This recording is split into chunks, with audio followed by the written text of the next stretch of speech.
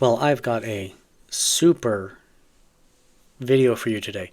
I think it'll pollinate your minds with how mega cool this fan is.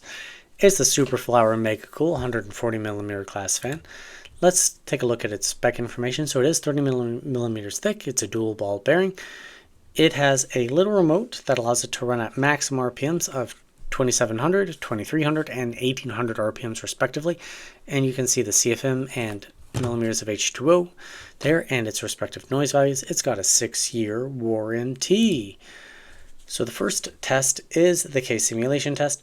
It is there for you to determine what size computer case you actually plan on buying, own, or you're going to stick these fans into. So the first data point is the 6-inch mark. This is basically a small form factor case, or if you're going to put your fans in the bottom of your computer case, have them blow up towards your GPU. So by small form factor case, I do mean still a front to back airflow, but it's basically going to be a mini ITX case. Probably not a lot of room for a GPU to sit horizontally, so it'd be some other configuration. I don't know if this case actually exists, just making it up. The 9-inch mark is a compact tower. This would be a case that can hold a standard ATX motherboard, but not a lot of extra room. Other than that, 220mm class fans. Then we got the 11-inch mark, which is a mid-tower case, 320mm class fans. It'd be a lot like the picture that is actually being used in this diagram. Then we have truly large towers at the 14.5-inch mark. Those to be able to hold 340mm class fans. Now we need some way to compare these fans against a baseline, so that's where my control fan comes in. It is based 3 parts A12X5 to 1 part A14. The MegaCool in case airflow at my noise normalized value of 11 decibels is underperforming pretty significantly, so it's pretty clear that this fan would not be recommended as a case fan. Bumping things up to 100% PWM fan signaling, and its RPM allows it to dominate, but it's really loud. Now, how does it compare against other fans at the 11 decibel noise normalized value? It is underperforming. There are just many other fans that are better than it. This really isn't a case fan, but for completeness, I test my fans doing everything. So yes, I do understand that it's not designed to be a case fan. Comparing against other fans, 6 and 11-inch mark, noise normalized values, 11 decibels. Again, ranked towards the bottom. Let's just keep going. New chart, new graph, noise normalized at the 18 decibel mark. Still not really doing all that well. Let's jump on to the next one, show how it ranks. Again, a little bit of a disappointment in result, but let's keep moving. 100% PWM fan signaling. Even at this, considering how fast this fan is spinning, at like almost 3000 RPM, it's losing out to a lot of other fans. Mine at the 6-inch mark, it's pretty close to the Noctua and the Iceberg Thermal Extra, but by the time we hit 14.5 inches, larger cases, it's losing out to a lot of other fans. And some new graphs. So normalizing to 800 RPM, the MegaCool is not ranked very well. It's way down there. The F14, the A12 or A14 X25 G2 ranks significantly better than it, and you can see where other fans rank.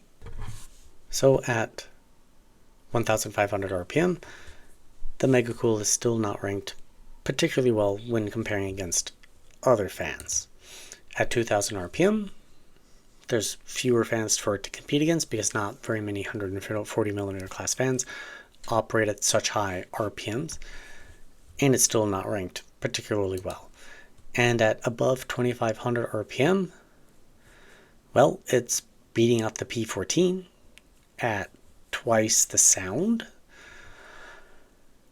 They're just better options. Don't buy this as a case fan. Just, okay. So 9-inch mark, case airflow, airspeed, vertical, decibel, horizontal. It's well off the beaten path of good fans, and it's pretty noisy. Let's take a look at it in Zone. So Zone helps exaggerate higher noise levels, and you can see how it kind of shoots off to the right side here. It is it is noisy, for especially given its low airspeed for this application. 50%.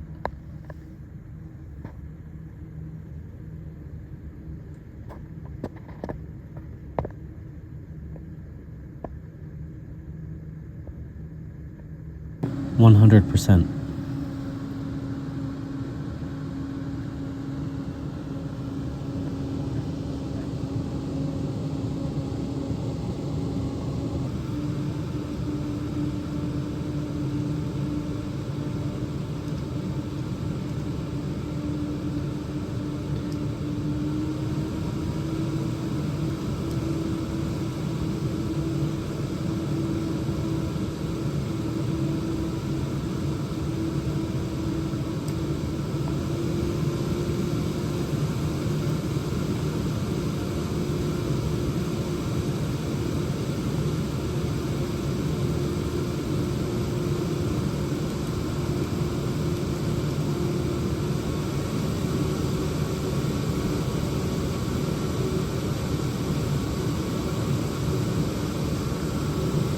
1,800 RPM.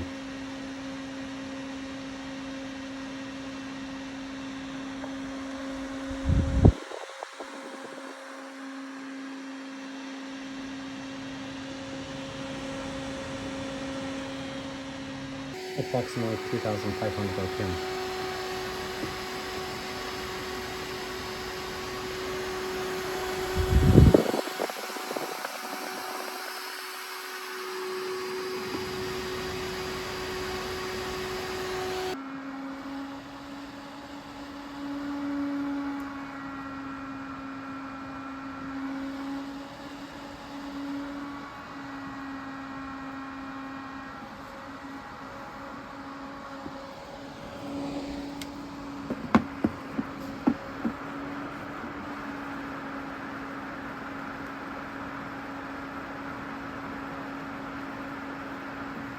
This is a quick overview of the Superflower MegaCool 140mm class fan.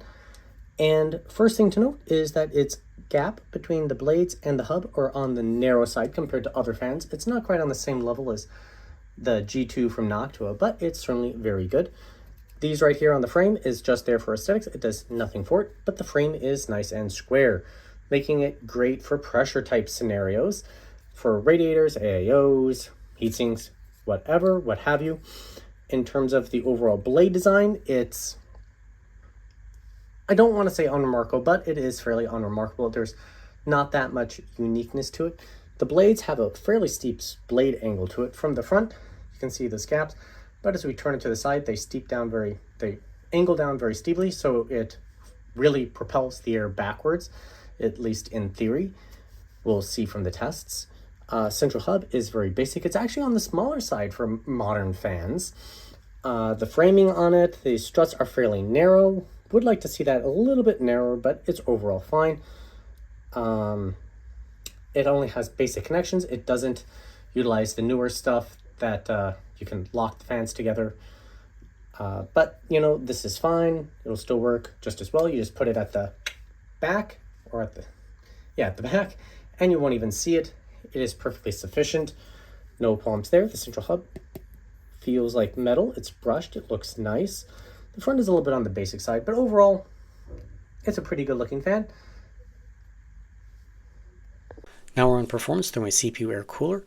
It is the Noctua U12A and is also applicable towards the Black Ice Nemesis 140 GTX. I'll have a separate graph for that in a second.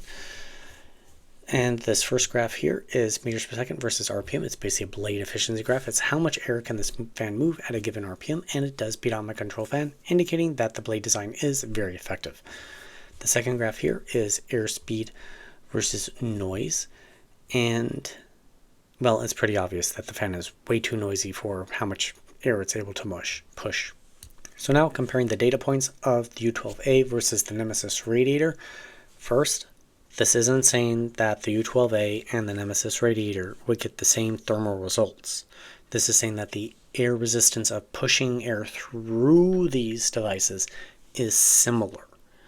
Okay, so it actually indicates that the radiator is slightly easier than the U12A to push air through. Again, it's not saying that they would get equal performance. Matter of fact, I wouldn't expect them to at all. It is saying that resistance of airflow to go through it. Again, one day I hope to have, did I say it in this video? I hope to be able to afford a test system for this channel by subscribing, hitting that like button, joining me as a YouTube member or as a Patreon really does go a long way in making all of that possible. So thank you, viewers.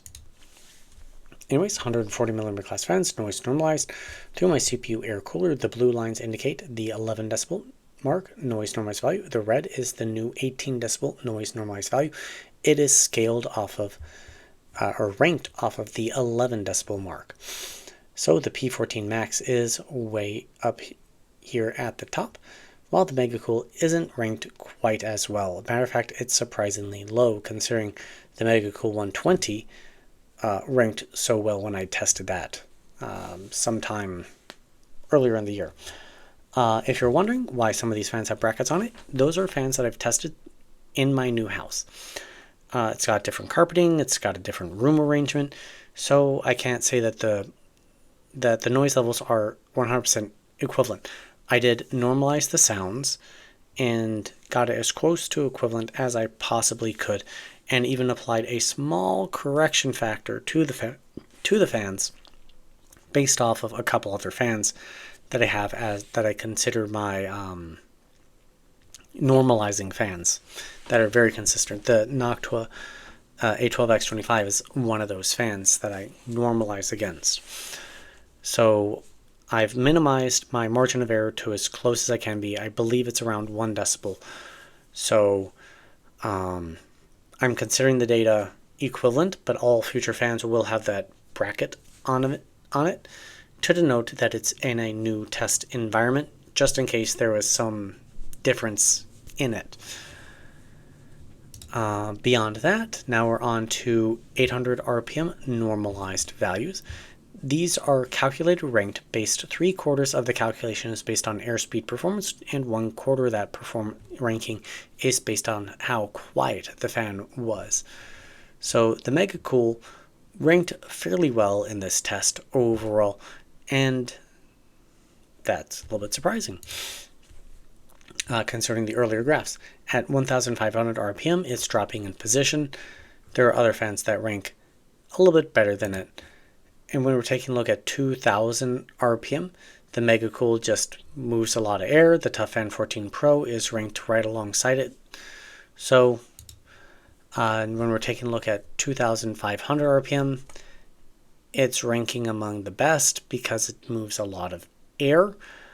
But there are plenty of other fans that reach close to the same performance level, but I'm pretty sure it's rip-roaring loud at this level. Let's keep things going. So at 100% PW fan signaling, it moves the most air. Let's take a look at that noise level. Twice as loud as the P14 Max, more airspeed. That's why it ranked so well. It's noisy. P14 or Tough Fan 14 Pro, 2000 RPM. Quite a lot quieter, not quite as much airspeed. So again, it's up to you to determine what you're willing to sacrifice for a given performance level. Comparing airspeed going through the cooler versus decibel rating, and the MegaCool is on the lower side of these graphs. It's not in a terrible position. These are among the best fans I have tested, so it's not terrible, but it is on the low side. It isn't among the tippy top best. It's just among the, I would say, good category is where I'd place it. Taking a look at things in zone, this helps stretch out that higher noise level like we commented before, and it brings into perspective that this is a very noisy fan. And even more so, you can see the original NF-A14 3000. It's even noisier. I didn't even let the graph extend far enough off to the side to really show it off. And now the last set of graphs are CFM testing. CFM is just cubic feet per minute. It is a volumetric flow rate. You blow air down a tube and you get the volumetric flow rate by doing that. I personally don't like this test. I don't find it particularly applicable towards normal airflow analysis inside computer cases. Now, there is a set of circumstances where it would be more applicable, and that is you're trying to use your case more like a heat exchanger. So you've got a big old radiator on the top, and you've got a couple fans on the front, and not really any extra fans, or you've got multiple radiators, that sort of thing. CFM really will matter a little bit more in that type of case scenario. But directed airflow is still what I think is the most important. So my opinion is, if anybody is saying high CFM good for case airflow, they are not very smart about case airflow. I am actually an aerospace engineer. I've got a background in computational fluid dynamics, so this is a thing that I actually think about. So the first graph here is CFM versus RPM, and the MegaCool is underperforming pretty drastically, actually. Some fans just perform very poorly in this test, and I'm not particularly why. It's why I would like to be able to get to the next level of my testing to overhaul some of my testing apparatuses to hopefully make it better in every way. And noise versus CFM, well, it's very noisy for how little air it's moving. Let's take a look at how it compares in a graph form. Well, it's ranked towards the bottom. It might be dead last. So if you're going to use this fan in this sort of application, you're better off choosing something else. How about at 100% PW fan ceiling? This one to make it a little bit simpler. It performed really badly. Don't know exactly why, but given its really high RPM, I would expect it to rank much higher up. And CFM versus a decibel rating for the 140 millimeter class fans, no surprise, it is ranked well off the good fan path. Next, we're taking a look at value proposition. Value proposition is not performance. It is performance per dollar. It is an indicator of how much performance you're getting out of the fan, how much performance you're getting out of the fan for every dollar you spend. If you're on an ultra tight budget, it makes sense to utilize this. If you're looking for a little bit of extras, higher build quality, better motor, silence, that sort of thing, you want to use the other graphs mentioned earlier on in the video. So at $24, the MegaCool isn't an overly expensive fan considering its overall capabilities, but in case airflow, it doesn't rank particularly well compared to these other fans. How about in CFM testing? Well, let's just ignore it because it's either dead last or at 100% bog middle. Either way, it's just not worth it. And as for a CPU air cooler fan, well, in noise normalized results, it's ranked in the middle, so there are fans that are significantly better value than it, but this also has great performance levels. And at 100% PW fan ceiling, again, there are other fans that are significantly better value than it, but for its performance levels, it's did pretty well overall. And at the end of every video, I do like to show off my raw data. This raw data does belong to me and my channel. If you're going to use it for your own personal use, you may go ahead and do so. If you're going to use it in any sort of written journal, publication, anything like that, do ask that you reference me and my channel since I'm the one that generated it. If you like what I'm doing, I ask that you hit that subscribe button, hit like, think about joining me as a YouTube member, Patreon, or sending me a super. I know that it's a hard thing to ask for because I'm basically asking for money to help support this channel. But as I'm completely unsponsored, it's just a thing that I ask for. You're not obligated to, but it is greatly appreciated. My patrons and YouTube members who have decided to support me that way, you guys are awesome, and it is coming a long way. I'm not sure when I'll be able to afford that test system. It looks like it's still quite a ways away because I need one that generates enough heat, but we are working our way there, and it's just saving up. If you got suggestions for fans you'd like me to take a look at in the future, you can leave in the comment section down below, and I always take suggestions on ways that I can improve my videos. Several of these new tests were because of viewer suggestions. These normalized 800, 1500 to 2500 was a viewer suggestion, and adding a second noise normalized value was also a viewer suggestion. So I'm always trying to improve. Anyways, thank you very much for watching my video here on Computer Tech and More.